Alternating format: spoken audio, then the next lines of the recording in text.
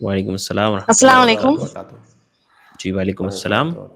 شیخ صاحب، میرا ایک سوال یہ ہے کہ اگر کوئی ضعیف ہے اور وہ مطلب نماز نہیں پڑھے، مطلب ان کی ذہنی حالت وہ تو اچھی ہے لیکن وہ نماز پڑھو بولے تو بولے کہ میں بہت تھک جاتی نماز پڑھ کے، تو کیا ان کو بول سکتے ہیں ہم کہہ رہے نماز پڑھو، نماز نہیں پڑھے تو گناہ ملیں گا؟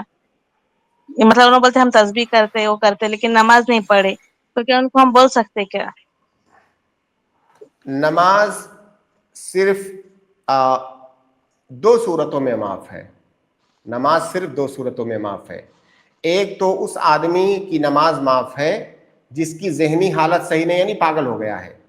جب ذہنی حالت صحیح نہیں ہے تو نماز معاف ہے، اس کے اوپر نماز واجب نہیں ہے.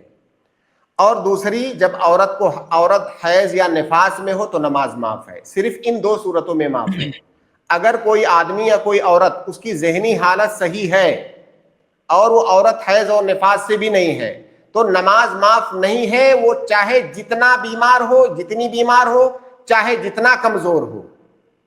کم سے جب اس کا ذہن کام کر رہا ہے، اگر وہ حرکت بھی نہیں کر سکتا ہے، بستر پر لیٹا ہوا ہے لیکن دماغ کام کر رہا ہے، اب جب اس کا دماغ کام کر رہا ہے تو کم سے کم جو وہ کر سکتا ہے وہ یہ کہ وہ نیت کے ذریعہ سے نماز پڑھے گا. اگر پورا جسم حرکت نہیں کر رہا ہے، صرف دماغ کام کر رہا ہے، تب بھی نماز معاف نہیں ہے. آپ ان سے بتا دیجئے کہ یہ تسبیح تحمید کرنا یہ کام نہیں آئے گا. اگر آپ نماز نہیں پڑھتی ہیں اور آپ کا دماغ کام کر رہا ہے، یہ معاف نہیں ہے، کسی بھی صورت میں معاف نہیں ہے. ہاں، آپ معذور ہیں، کھڑے نہیں ہو سکتے، بیٹھ نہیں سکتے، حرکت نہیں کر سکتے، یہ ساری چیزیں معاف ہیں. اگر حرکت بھی نہیں کر سکتے تو آپ کو نیت سے پڑھنا ہے. کھڑے نہیں ہو سکتے، بیٹھ کے پڑھنا ہے. بیٹھ کے نہیں پڑھ سکتے، لیٹ کے پڑھنا ہے. لیٹ کے بھی حرکت نہیں کر سکتے تو آپ کو نیت سے پڑھنا ہے. لیکن ہر صورت میں اس وقت تک آپ کو پڑھنا ہے جب تک آپ کا دماغ، آپ کی عقل کام کر رہی ہے.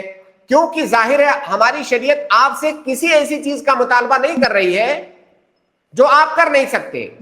آپ تو یہاں پر یہ بھی نہیں کہہ سکتے کہ میں نہیں پڑھ سکتی، میرا جسم ساتھ نہیں دے رہا ہے. جسم ساتھ نہیں دے رہا ہے، ٹھیک. اگر آپ کا جسم ساتھ نہیں دے رہا ہے، حرکت مت کیجئے. آپ اگر حرکت نہیں کر سکتی ہیں تو آپ نیت سے پڑھیے، لیکن آپ کو پڑھنا ہے.